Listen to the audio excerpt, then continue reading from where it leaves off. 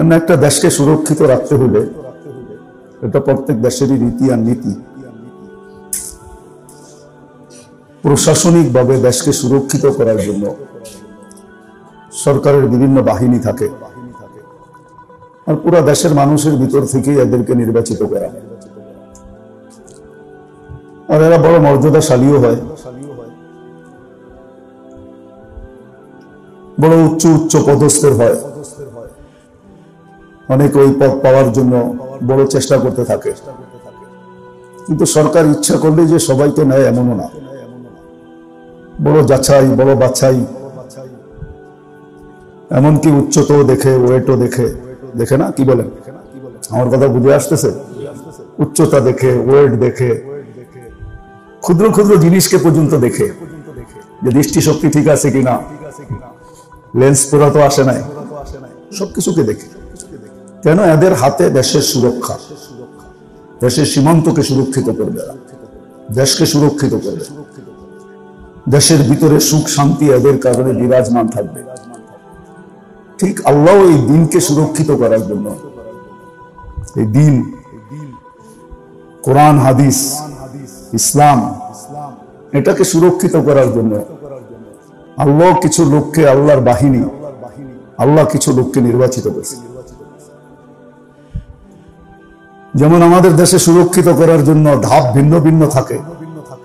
কখনো বিতর্গত সুরক্ষিতের জন্য পুলিশ বাহিনী, আনসার বাহিনী, র্যাব বাহিনী, এটা একটাই বাহিনী, এটা বিতর্কে সুরক্ষিত করে। সীমান্ত সুরক্ষিত করার জন্য বিজেপি, দেশের সার্বভৌমত্বকে সুরক্ষিত করার জন্য সেনাবাহিনী, বিমান বাহিনী, নৌবাহিনী। ঠিক বলতেছি তো? এরকমই কোরআন হাদিসকে সুরক্ষিত করার জন্য 4 দাপের বাহিনী আল্লাহর আছে। প্রথম বাহিনী হলো যারা কোরআন হাদিসের হরফকে, কোরআনের হরফকে, কোরআনের আলফাজকে সুরক্ষিত করে, তাদেরকে বলে হাফেজ। যারা শুধু আলফাজ সুরক্ষিত করে। 19-20 কেউ কোরআনের আলফাজ করবে, হাফেজরা বলে দিবে এরকম না এরকম, ঠিক না? দ্বিতীয় ধাপ হলো কারীরা হরফকে সুরক্ষিত করে। আপনি আইনকে আ পড়া দিবেন, আমাদের মক্তবের ছেলেরা মেনে নিবেন। যারা মাখরাজ পড়ছে ওরা এটা আইনকে আ পড়বেন, এটা মেনে নিবে না। কফকে কাফ পড়বেন, এটা মেনে নিবে না, কেননা ও হরফকে সুরক্ষিত করেছে। ওলামায়ে কেরাম মানিকে সুরক্ষিত করেছে।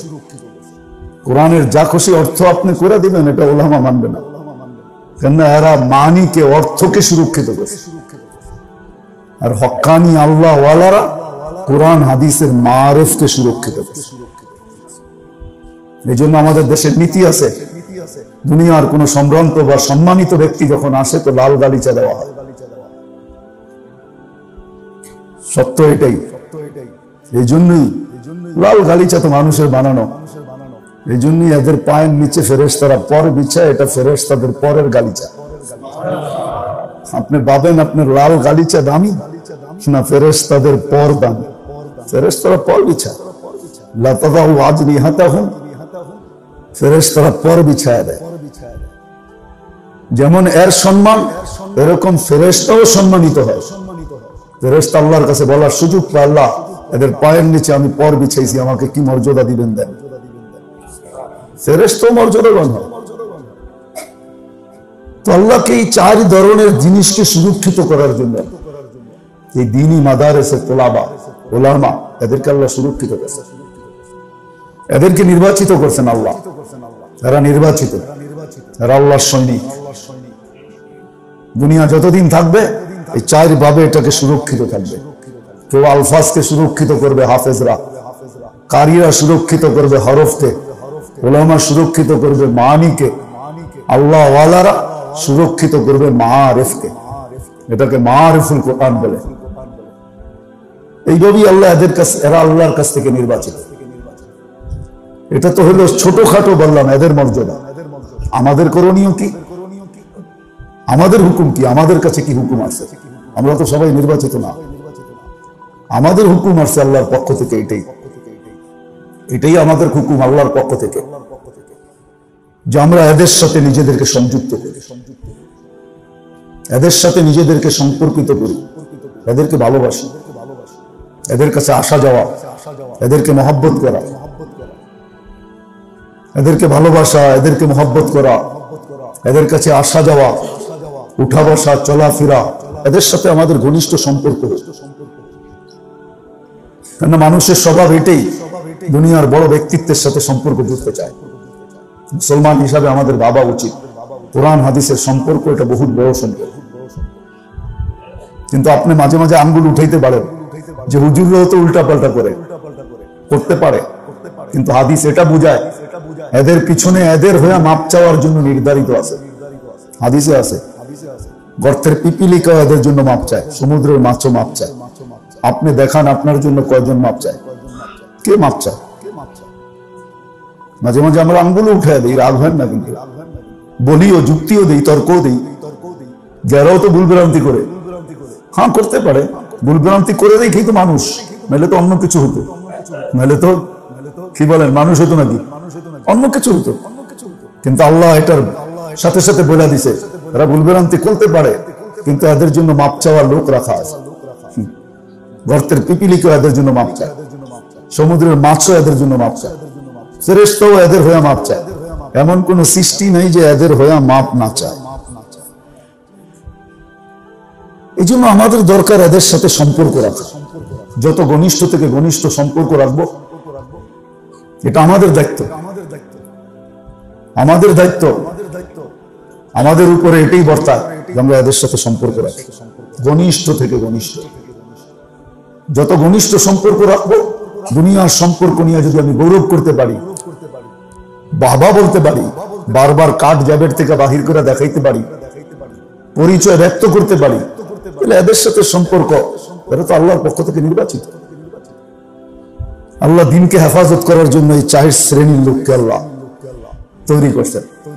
এই জন্যই কোরআন একটা কথা বুঝাইছে আমাদের, উতুল ইলমা দারাজাত। দুনিয়াতে যেরকম পদোন্নতি আছে, দুনিয়ার পদোন্নতি যেটা সিফাত থেকে শুরু হয়, স্টার সবার কাঁধে লাগে না, ফুল লাগে কিন্তু স্টার লাগে না। স্টার তো বড় বড় অফিসারদের কাঁধে লাগে, ঠিক না? কি বলেন? মনে হয় বুঝাইতে পারি না, স্টার সবার কাঁধে লাগে। ও তো স্টার মনে হয় লাগে কোত্থেকে এটা আমি জানি না, কিন্তু হয়তো স্টার লাগে বড় অফিসার হলে। মেজর জেনারেলের কাঁধে হয়তো 4 স্টার আছে, ব্রিগেডিয়ার জেনারেলের কাঁধে হয়তো 3 স্টার আছে। স্টার লাগার একটা স্তর আছে, এর আগে ফুল লাগে, কিন্তু এখানে স্টার শুরু হয় মক্তব থেকে, এটা জানেন? এখানে ফুল নাই, মক্তবে যারা পড়ে ওদের কাঁধে স্টার লেগে গেছে। সে হরফের সুরক্ষা করতেছে, হরফের প্রত্যেকটা হরফকে সুরক্ষা করতেছে। বাচ্চারা, ছোট ছোট বাচ্চা, কিন্তু ওর কাঁধে স্টার আছে। যখন হেফজোখানায় ঢুকে তো 2 স্টার লেগে যায়, ও আলফাজকে সুরক্ষিত করে। হাফেজ হয়ে যখন বাহির হয় তো 2 স্টার কমপ্লিট ওর কাঁধে, ও আলফাজকে সুরক্ষিত করে ফেলছে। আর যখন এদের মতো বুখারী নিয়ে বসে, তখন 3 স্টার লেগে যায়, যে মানিকে সুরক্ষিত করে ফেলছে। 4র্থ স্টারের জন্য এদেরকে একটু কষ্ট করতে হবে, ওটা আপনাদের মজমায় না বললেই হয়, এদের মজমাই বলা হবে। মেরে দোস্ত, সত্য এটাই। আজকে তো বুঝানো যাইতেছে না, কেন দুনিয়ার পরিবেশে আছি, এখানে অনেক কিছু বুঝানো যায় না। এই জন্য আল্লাহ শুরুতেই বলছেন ইউমিনুনা বিল গায়ব, তোমাকে না দেখেই মেনে নিতে হবে। ইউমিনুনা বিল গায়ব, না দেখেই মেনে নিতে হবে, না বুঝলেও মেনে নিতে হবে। শুধু না দেখা মেনে নেওয়া না, না বুঝলেও মেনে নেওয়া।